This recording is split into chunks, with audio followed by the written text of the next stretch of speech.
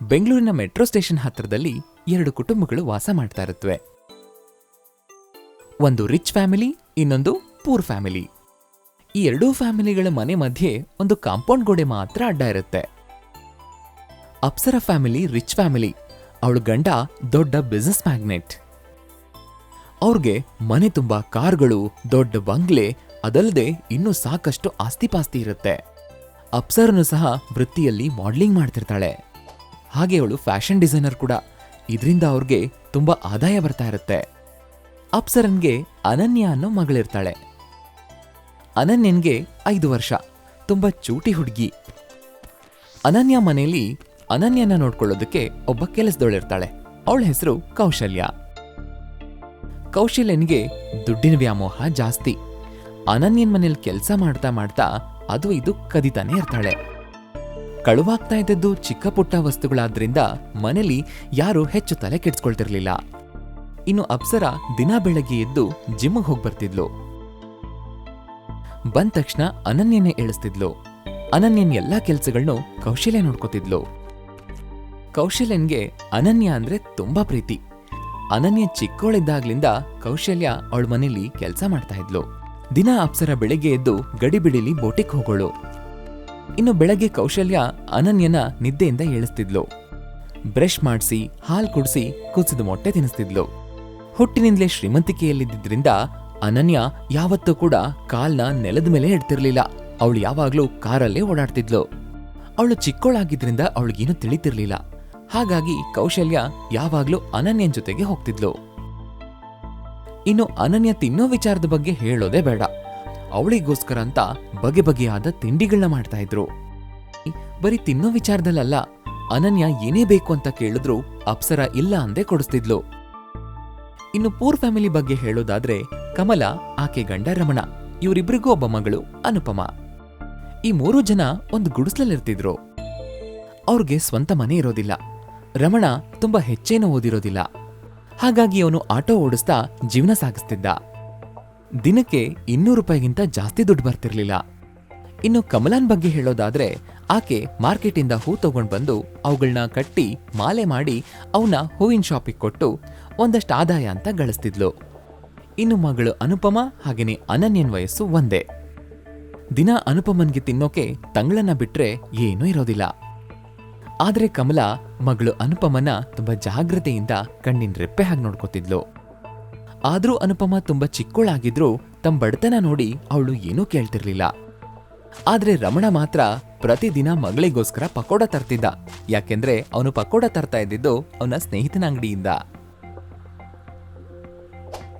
ಆದ್ರೆ ಇಲ್ಲಿ ವಿಷಯ ಏನು ಅಂದ್ರೆ ಅನುಪಮ ಮತ್ತೆ ಅನನ್ಯ ಪ್ರತಿದಿನ ಆಟ ಆಡೋದಕ್ಕೆ ಅವ್ರ ಮನೆ ಮುಂದ್ಗಡೆ ಇದ್ದ ಗ್ರೌಂಡಿಗೆ ಬರ್ತಾ ಇದ್ರು. ಕೌಶಲ್ಯ ಅನನ್ಯನ್ ಕರ್ಕೊಂಡ್ ಬರ್ತಿದ್ಲು, ಆಡಿಸ್ತಿದ್ಲು, ನಂತರ ಮನೆ ಕರ್ಕೊಂಡು ಹೋಗ್ತಿದ್ಲು. ಆದ್ರೆ ಅನುಪಮ ಮಾತ್ರ ಒಬ್ಳೆ ಗ್ರೌಂಡ್ಗೆ ಬರ್ತಿದ್ಲು. ಯಾಕೆಂದ್ರೆ ಆ ಸಮಯದಲ್ಲಿ ಕಮಲ ಹೂ ಕಟ್ಟೋದ್ರಲ್ಲಿ ಬ್ಯುಸಿ ಆಗಿರ್ತಿದ್ಲು. ಆದ್ರೂ ಕಮಲ ಮನೆಯಿಂದಲೇನೆ ಅನುಪಮನ ಗಮನಿಸ್ತಿದ್ಲು. ಒಂದಿನ ಇದ್ದಕ್ಕಿದ್ದ ಹಾಗೆ ಅನುಪಮ ಅನನ್ಯನ್ ಜೊತೆಗೆ ಅವಳ ಮನೆಗೆ ಹೋಗ್ತಾಳೆ. ಅಲ್ಲಿ ಅನನ್ಯನ್ ಮನೆ, ಕಾರು, ಬಂಗ್ಲೆ ಎಲ್ಲ ನೋಡಿ ಅನುಪಮನ್ಗೆ ಆಶ್ಚರ್ಯ ಆಗುತ್ತೆ. ಅನನ್ಯ ಅನುಪಮನ್ ಕೈ ಹಿಡ್ಕೊಂಡು ಕರ್ಕೊಂಡು ಹೋಗಿ ಸೋಫಾ ಮೇಲೆ ಕೂರಿಸ್ತಾಳೆ. ಅಷ್ಟರಲ್ಲಿ ಕೌಶಲ್ಯ ಒಳಗಿಂದ ಬಗೆ ಬಗೆಯಾದ ತಿಂಡಿಗಳನ್ನ ತಗೊಂಡ್ ಬಂದು ಟೀಪಾಯ್ ಮೇಲೆ ಇಡ್ತಾಳೆ. ಅನುಪಮ ಅದನ್ನ ನೋಡಿ ಆಶ್ಚರ್ಯ ಪಡ್ತಾಳೆ. ಅನನ್ಯ, ಇದೆಲ್ಲ ನಮ್ಗೇನಾ? ಹೌದು, ದಿನಾ ನಾನು ಹಿಂಗೆ ತಿಂತೀನಿ. ನನ್ ಬೇಕಾಗಿದ್ದೆಲ್ಲ ತಿಂತೀನಿ. ಎಲ್ಲ ಕೌಸಲ್ಯ ನೋಡ್ಕೋತಾಳೆ. ಇದೆಲ್ಲ ನಿಮ್ಮನೇಲಿ ಮಾಡಲ್ವಾ? ಇಲ್ಲ, ಮುಂದಿನ ದಿನ ಮಿಕ್ಕಿದ ಅನ್ನದಲ್ಲಿ ನೀರ್ ಹಾಕಿ ಅಮ್ಮ ಬೆಳಗ್ಗೆ ಕೊಡ್ತಾಳೆ. ಮಧ್ಯಾಹ್ನ ಬೇಳೆ ಸಾರು, ರಾತ್ರಿಗೆ ಉಪ್ಪಿನಕಾಯಿ ಜೊತೆ ತಿನ್ಬೇಕು ಅಷ್ಟೇ. ಏನಾದ್ರೂ ಹಬ್ಬ ಬಂದ್ರೇನೆ ಬೇರೆ ಬೇರೆ ಅಡ್ಗೆ ಮಾಡ್ತಾಳೆ ಅಷ್ಟೇ. ಹೀಗ್ ಹೇಳ್ತಾ ಅನುಪಮ ಬೇಸರ ಪಟ್ಕೊಳ್ತಾಳೆ. ಇದನ್ನ ಕೌಶಲ್ಯ ನೋಡಿ ಹೀಗಂತಾಳೆ. ಅರೆರೆ, ಹಂಗಲ್ಲೇನ್ ಅನ್ಕೋಬೇಡಮ್ಮ, ಹೊಟ್ಟೆ ತುಂಬಾ ತಿನ್ನು. ಇಲ್ಲಿ ನಾವೇನು ಅನ್ನೋದಿಲ್ಲ ನಿನ್ನ ಅಂತ ಹೇಳ್ತಾ ಇದ್ದ ಹಾಗೆ ಅಪ್ಸರಾ ಬೊಟಿಕ್ಕಿಂದ ಮನೆಗ್ ಬರ್ತಾಳೆ. ಕೌಶಲ್ಯನ್ಗೆ ಹೀಗಂತಾಳೆ. ಯಾರಿ ಹುಡುಗಿ? ಯಾವಾಗ್ಲೂ ನೋಡೇ ಇಲ್ಲ. ನಮ್ಮನೆಗೆ ಯಾಕೆ ಬಂದಿದ್ದಾಳೆ? ಇಲ್ಲಿ ಕೂತ್ಕೊಂಡು ಏನ್ ಮಾಡ್ತಿದ್ದಾಳೆ? ನಾನೇ ಕರ್ಕೊಂಬಂದೆ ಅಮ್ಮ. ದಿನ ನಾವಿಬ್ರು ಸೇರಿ ಗ್ರೌಂಡ್ ಅಲ್ಲಿ ಆಟಾಡ್ಕೋತೀವಿ. ಇವತ್ತೊಂದಿನ ಚೆನ್ನಾಗಿರತ್ತೆ ಅಂತ ನಾನೇ ಮನೆಗೆ ಕರ್ಕೊಂಬಂದೆ. ಆದ್ರೆ ಬರಲ್ಲ ಅಂದ್ಲು. ನಾಳೆ ಬನ್ವಂತವಾಗಿ ಕರ್ಕೊಂಬಂದೆ. ಸರಿ ಸರಿ, ಈ ದರಿದ್ರನ ಬೇಗ ಮನೆಯಿಂದ ಆಚೆ ಕಳ್ಸು. ಕೌಸಲ್ಯ, ಡೆಟೋಲ್ ಹಾಕಿ ಮನೆ ಮತ್ತೆ ಒರ್ಸು. ಆಯ್ತಮ್ಮ. ಅನನ್ಯ, ಇನ್ನೊಂದ್ಸಲ ಈ ತರ ಹುಚ್ಚ ಕೆಲ್ಸ ಮಾಡ್ದೆ ನಿನ್ನ ಆಚೆ ಕಳ್ಸಲ್ಲ ಅಷ್ಟೇ. ಗೇಟ್ ಲಾಕ್ ಮಾಡ್ಬಿಡ್ತೀನಿ. ಮನೇಲಿ ಆಡ್ಕೊಳ್ಳೋದಕ್ಕೆ ನಿನ್ನತ್ರ ಇಷ್ಟು ವಸ್ತುಗಳಿದೆ, ಏನಕ್ಕೆ ಹೋಗ್ತೀಯ ಗ್ರೌಂಡ್ಗೆ? ಇಂಥವ್ರ ಜೊತೆಲಿ ಆಟಾಡ್ಕೊಂಡ್ರೆ ನಮ್ ಸ್ಟೇಟಸ್ ಏನಾಗೋದು? ಅದು ಅದು ಅಮ್ಮವ್ರೆ, ಅದು ಏನಂದ್ರೆ ಅಂತ ಕೌಶಲ್ಯ ತಡಬಡಿಸ್ತಿರ್ತಾಳೆ. ಆಗ ಅಪ್ಸರ ಅವಳಿಗೆ shut up and get lost ಅಂತ ಬೈದು ಕೆನ್ನೆಗ್ ಬಾರಿಸಿ ಅಲ್ಲಿಂದ ಕಳಿಸ್ತಾಳೆ. ಅನುಪಮ ಅದನ್ನ ನೋಡಿ ಅಳ್ತಾ ಮನೆಯಿಂದ ಹೊರಗ್ ಬರ್ತಾಳೆ. ತುಂಬಾ ಭಯ ಪಡ್ತಾನೆ ಗೇಟ್ ತೆಗೆದು ಆಕೆ ಅವಳ ಅಮ್ಮನ ಹತ್ರಕ್ ಬರ್ತಾಳೆ. ಅನುಪಮ ಅವ್ರಮ್ಮನ ಜೋರಾಗಿ ತಪ್ಕೊಂಡು ಅಳ್ತಾ ಇರ್ತಾಳೆ. ಆಗ ಕಮಲ ಹೀಗಂತಾಳೆ, ಏನಾಯ್ತಮ್ಮ? ಯಾಕ್ ಮುಖ ಸಪ್ಪಗಿಟ್ಕೊಂಡಿದ್ಯಾ? ಯಾರಾದ್ರೂ ಏನಾದ್ರೂ ಅಂದ್ರ? ಇಲ್ಲ ಏಟೇನಾದ್ರೂ ಬಿತ್ತಾ? ಏನಮ್ಮ ಇವತ್ತು ಲೇಟಾಗಿ ಬಂದಿದ್ಯಾ? ಸರಿ, ಕೈ ಕಾಲೆಲ್ಲ ತೊಳ್ಕೊಂಡ್ ಬಾ, ಊಟ ಮಾಡುವಂತೆ ಅಂತ ಸಮಾಧಾನ ಪಡಿಸ್ತಾ ಅನ್ನ ಬಡಿಸ್ತಾಳೆ. ಅನುಪಮ ಅನನ್ಯನ್ ಮನೇಲಿ ನಡೆದ ಘಟನೆನೆಲ್ಲ ನೆನೆಸ್ಕೊಂಡು ಬೇಜಾರ್ ಪಟ್ಕೊಳ್ತಾ ಭಯ ಪಡ್ತಿರ್ತಾಳೆ. ಏನಾಯ್ತು ಚಿಟಿ ತಾಯಿ? ಯಾಕಮ್ಮ ಮುಖ ಹಂಗಿಟ್ಕೊಂಡಿದ್ಯಾ? ಗ್ರೌಂಡ್ ಇಂದ ಬಂದ್ಮೇಲೆ ಹಿಂಗೆ ಸಪ್ಪಗಿದ್ಯಾ? ಏನಾಯ್ತಂತ ಹೇಳಮ್ಮ ಅಂತ ತಲೆ ಸವರ್ತಾಳೆ. ಆಗ ಅನುಪಮ ತಿಂತಾ ಇದ್ದ ಅನ್ನನ ಪಕ್ಕಕ್ಕೆ ಸರಿಸಿ ಕಮಲನ ಗಟ್ಟಿಯಾಗಿ ತಪ್ಕೊಂಡು ಅಳ್ತಾಳೆ. ನಡೆದ ಎಲ್ಲಾ ವಿಷಯನೂ ತಾಯಿಗೆ ಅಳ್ತಾನೆ ಹೇಳ್ತಾಳೆ. ಆಗ ತಾಯಿ ತಕ್ಷಣಕ್ಕೆ ಇನ್ಯಾವತ್ತೂ ಆ ಮನೆಗ್ ಹೋಗ್ಬೇಡ ಅಂತ ಹೇಳ್ತಾಳೆ. ಯಾವಾಗ್ಲೂ ಇನ್ಮೇಲೆ ಆ ಮನೆಗೆ ಹೋಗ್ಬೇಡಮ್ಮ, ನಿನ್ಗೇನು ಒಳ್ಳೇದಲ್ಲ ಅಂತ ಬುದ್ಧಿ ಹೇಳ್ತಾಳೆ. ಒಂದಿನ ಅನನ್ಯನ್ ಹುಟ್ಟಿದ ಹಬ್ಬ ಜೋರಾಗಿ ನಡೀತಾ ಇರುತ್ತೆ. ಆ ಹುಟ್ಟಿದ ಹಬ್ಬಕ್ಕೆ ಅಪ್ಸರ ಅನನ್ಯನ್ಗೆ ಡೈಮಂಡ್ ರಿಂಗ್ನ ಗಿಫ್ಟ್ ಹಾಕೊಡ್ತಾಳೆ.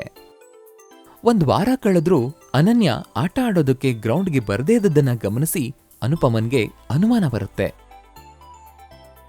ಅನನ್ಯನ ನೋಡ್ಬೇಕು ಅಂತ ಅನುಪಮ ಅವ್ರ ಮನೆಗ್ ಬರ್ತಾಳೆ. ಅನುಪಮ ಅವಳ ಮನೆಗೆ ಹೋಗ್ತಾ ಇದ್ದ ಹಾಗೆ ಅವಳು ಹುಷಾರಿಲ್ದೆ ಮಂಚದ ಮೇಲೆ ಮಲಗಿರ್ತಾಳೆ. ತಕ್ಷಣಕ್ಕೆ ಅನುಪಮ ಅವಳ ಹತ್ರಕ್ಕೆ ಹೋಗಿ ಅವಳನ್ನ ನೋಡಿ ತುಂಬಾ ನೋವು ಮಾಡ್ಕೋತಾಳೆ. ಯಾವಾಗ್ಲೂ ಹಣದ ದುರಾಸೆಯಲ್ಲಿರೋ ಕೌಶಲ್ಯನ್ಗೆ ಪಕ್ಕದ ಟೇಬಲ್ ಮೇಲಿರೋ ಡೈಮಂಡ್ ರಿಂಗ್ ಮೇಲೆ ಕಣ್ಬೀಳುತ್ತೆ. ಆಗ ಅನುಪಮ ಅಲ್ಲಿಂದ ಹೋದ ತಕ್ಷಣನೇ ಅವಳು ಡೈಮಂಡ್ ರಿಂಗ್ನ ಕಳ್ತನ ಮಾಡ್ತಾಳೆ. ಈ ವಿಷಯ ಅನನ್ಯ ಮತ್ತೆ ಅನುಪಮ ಇಬ್ರಿಗೂ ಗೊತ್ತಿರೋದಿಲ್ಲ.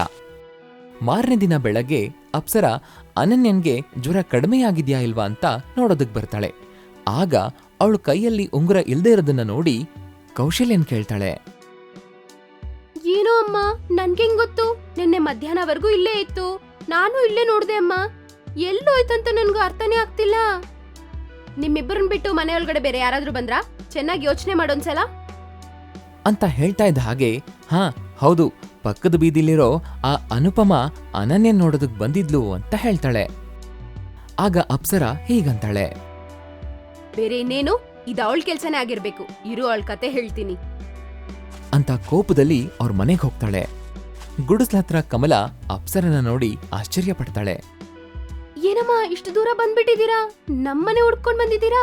ನಿನ್ ಮಗಳ್ ಮಾಡಿದ ಕೆಲ್ಸಕ್ಕೆ ಇಲ್ಲಿ ಬರ್ಬೇಕಾಯ್ತು ನನ್ಗೆ. ಅವಳೇನ್ ಮಾಡದ್ಲಮ್ಮ? ಬೆಳಗ್ಗಿಂದ ಅವಳು ಆಚೆನೂ ಹೋಗಿಲ್ಲ, ಮನೆಯಲ್ಲೇ ಇದ್ದಾಳೆ. ಆಹಾ, ಏನೇನ್ ನಾಟಕ ಆಡ್ತಿದೀಯೇ? ನೆನ್ನೆ ಡೈಮಂಡ್ ರಿಂಗ್ ಕಳ್ತನ ಮಾಡ್ಬಿಟ್ಟು ಇವತ್ ಮನೇಲಿ ಕುತ್ಕೊಂಡ್ರೆ ಯಾರಿಗೂ ಏನ್ ಕಂಡಿಡಿಯಕ್ಕಾಗಲ್ಲ ಅನ್ಕೊಂಡ್ಯಾ ಅಂತ ಕಮಲನ್ ಮೇಲೆ ಕೋಪದಿಂದ ರೇಗಾಡ್ತಾಳೆ. ಆಗ ಅನುಪಮ ಮನೆಯಿಂದ ಹೊರಗಡೆ ಬರ್ತಾಳೆ. ಯಾಕಮ್ಮ ಇಷ್ಟು ಜೋರ ಕಿರ್ಚ್ತಿದ್ದಾರೆ? ನಾನು ಅನನ್ಯ ನೋಡಕ್ ಬಂದೆ, ಪಾಪ ಅವಳಿಗೆ ಜ್ವರ ಬಂದಿತ್ತಲ್ವಾ ಅಂತ ಅಷ್ಟೇ. ಅದನ್ ಬಿಟ್ಟು ನಾನ್ ಬೇರೆ ಏನು ಮಾಡಿಲ್ಲ. ಇಲ್ಲಿ ಯಾಕ್ರಿ ಬಂದ್ ನಮ್ಮ ಮಗಳನ್ನ ಬೈತಿದ್ದೀರಾ? ನಿಮ್ ಮನೇಲಿ CCTV ಕ್ಯಾಮ್ರಾಸ್ ಇದೆ ಅಲ್ವಾ? ಹೋಗಿ ಅದನ್ ನೋಡಿ ನೀವು. ಹಾ, ನೋಡ್ತೀನಿ. ಒಂದ್ ವೇಳೆ ಅದ್ರಲ್ಲಿ ನೀವೇ ಕಳ್ತನ ಮಾಡಿರೋ ತರ ಕಾಣಿಸಿದ್ರೆ ಪೊಲೀಸ್ ಕಂಪ್ಲೇಂಟ್ ಕೊಡ್ತೀನಿ. 3 ವರ್ಷ ಆಚೆ ಬರಕ್ಕಾಗೋದಿಲ್ಲ, ಅರ್ಥ ಆಯ್ತಾ? ಭದ್ರಾಗಿರಿ ಅಂತ ಹೇಳಿ ಅಲ್ಲಿಂದ ಮನೆಗೆ ಹೋಗ್ತಾಳೆ. ಆಗ ಮನೆಗ್ ಬಂದ್ ನೋಡ್ತಾ ಇದ್ದ ಹಾಗೆ ಕೌಶಲ್ಯ ಅನನ್ಯನ್ ಕರ್ಕೊಂಡು ಹೋಗ್ಬಿಟ್ಟಿರ್ತಾಳೆ. ಅಂದ್ರೆ ಕೌಶಲ್ಯ ಅನನ್ಯನ ಕಿಡ್ನಾಪ್ ಮಾಡಿರ್ತಾಳೆ. ತಕ್ಷಣಕ್ಕೆ ಅಪ್ಸರ ಪೊಲೀಸರಿಗೆ ಫೋನ್ ಮಾಡಿ ನಡೆದ ಎಲ್ಲಾ ವಿಷಯನೂ ಹೇಳ್ತಾಳೆ. ಆಗ ಪೊಲೀಸ್ SI ರಾಮಲಿಂಗಂ ಮನೆಗ್ ಬಂದು CCTV ಫೋಟೇಜಸ್ನೆಲ್ಲ ಪರಿಶೀಲನೆ ಮಾಡ್ತಾರೆ. ಕೌಶಲ್ಯ ಕಳ್ತನ ಮಾಡಿದಾಳೆ ಅಂತ ನಿರ್ಧಾರ ಮಾಡ್ತಾರೆ. ಆಗ ಅಪ್ಸರ ಜೋರಾಗಿ ಕಿರ್ಚ್ಕೊಳ್ತಾ ಮನೆಯಿಂದ ಹೊರಗಡೆ ಬರ್ತಾಳೆ. ಅದನ್ನ ನೋಡಿದ ಅನುಪಮ ಮತ್ತೆ ಕಮಲ ಅವ್ರ ಮನೆ ಮುಂದೆ ಬಂದು ನೋಡ್ತಾರೆ. ಆಗ ಅಲ್ಲಿ ಅನನ್ಯನ್ ಕಿಡ್ನಾಪ್ ಆಗಿದೆ ಅಂತ ಗೊತ್ತಾಗುತ್ತೆ. ಆಗ ಕಮಲ ಈ ವಿಷಯನ ಗಂಡ ರಮಣನ್ಗೆ ಫೋನ್ ಮಾಡಿ ತಿಳಿಸ್ತಾಳೆ. ರಮಣ ಆಟೋ ಡ್ರೈವರ್ ಆಗಿದ್ರಿಂದ ಅನನ್ಯನ್ ಫೋಟೋನ ಅವನ್ ಫ್ರೆಂಡ್ಸ್ಗೆಲ್ಲ ಕೊಟ್ಟು ಅವಳನ್ನ ಹುಡ್ಕೋದಿಕ್ ಹೇಳ್ತಾನೆ. ಮಾರನೇ ದಿನ ಕೌಶಲ್ಯ ಅನನ್ಯನ್ ಕರ್ಕೊಂಡು ಡೈಮಂಡ್ ರಿಂಗ್ನ ಮಾರೋದಕ್ಕೆ ಅಂತ ಹೊರಗಡೆ ಬರ್ತಾಳೆ. ರಮಣ ಇದನ್ನ ಗಮನಿಸ್ತಾನೆ. ಕೌಶಲ್ಯನ ಹಿಂಬಾಲಿಸ್ತಾನೆ. ತಕ್ಷಣಕ್ಕೆ ಎಸ್.ಐ. ರಾಮಲಿಂಗಂ ಫೋನ್ ಮಾಡಿ ಈ ವಿಷಯ ತಿಳಿಸಿ ಅವಳನ್ನ ಹಿಡ್ಕೊಂಡು ಪೊಲೀಸರಿಗೆ ಒಪ್ಪಿಸ್ತಾನೆ. ನಂತರ ಅನನ್ಯನ್ ಕರ್ಕೊಂಡು ಹೋಗಿ ಅವಳ ತಾಯಿ ಅಪ್ಸರನ್ಗೆ ಒಪ್ಪಿಸ್ತಾನೆ. ಆಗ ಅಪ್ಸರ ಅನನ್ಯನ ತಪ್ಕೋತಾಳೆ. ರಮಣನ್ ಕಡೆ ನೋಡ್ತಾ, ದಯವಿಟ್ಟು ನನಗೆ ಕ್ಷಮಿಸಿ. ದುಡ್ಡಿದೆ ಅಂತ ಅಹಂಕಾರದಿಂದ ಬಾಯಿಗೆ ಬಂದಿದ್ದೆಲ್ಲ ಮಾತಾಡ್ಬಿಟ್ಟೆ. ಅದೆಲ್ಲ ಮನ್ಸಲ್ಲಿ ಇಟ್ಕೋದಿ ನೀವು ನನ್ ಮಗಳನ್ನ ಕಾಪಾಡಿ ನನಗ್ ಕೊಟ್ಟಿದ್ದೀರಾ. ತುಂಬಾ ಧನ್ಯವಾದಗಳು. ನನಗ್ ಕ್ಷಮಿಸಿ. ಇನ್ಮೇಲೆ ದುಡ್ಡಿದೆ ಅಂತ ಅಹಂಕಾರ ಎಲ್ಲೂ ತೋರ್ಸ್ಕೊಳ್ಳೋದಿಲ್ಲ ಅಂತ ಹೇಳ್ತಾ ಅಪ್ಸರ ಅನನ್ಯ ಮತ್ತೆ ಅನುಪಮನ ಹತ್ರ ಕರ್ಕೊಂಡು ತಬ್ಕೋತಾಳೆ. ಅಲ್ಲಿಗೆ ಕಥೆ ಸುಖಾಂತ್ಯ ಕಾಣುತ್ತೆ. ಈ ಸ್ಟೋರಿ ನಿಮ್ಗೆ ಇಷ್ಟ ಆಗಿದ್ರೆ ಲೈಕ್ ಮಾಡಿ, ಕಮೆಂಟ್ ಮಾಡಿ, ಹಾಗೆ ಇದೇ ತರದ ಇಂಟ್ರೆಸ್ಟಿಂಗ್ ಸ್ಟೋರೀಸ್ಗಳಿಗಾಗಿ ನಮ್ಮ ಚಾನೆಲ್ನ ಈಗಲೇ ಸಬ್ಸ್ಕ್ರೈಬ್ ಮಾಡ್ಕೊಳ್ಳಿ. Thanks for watching.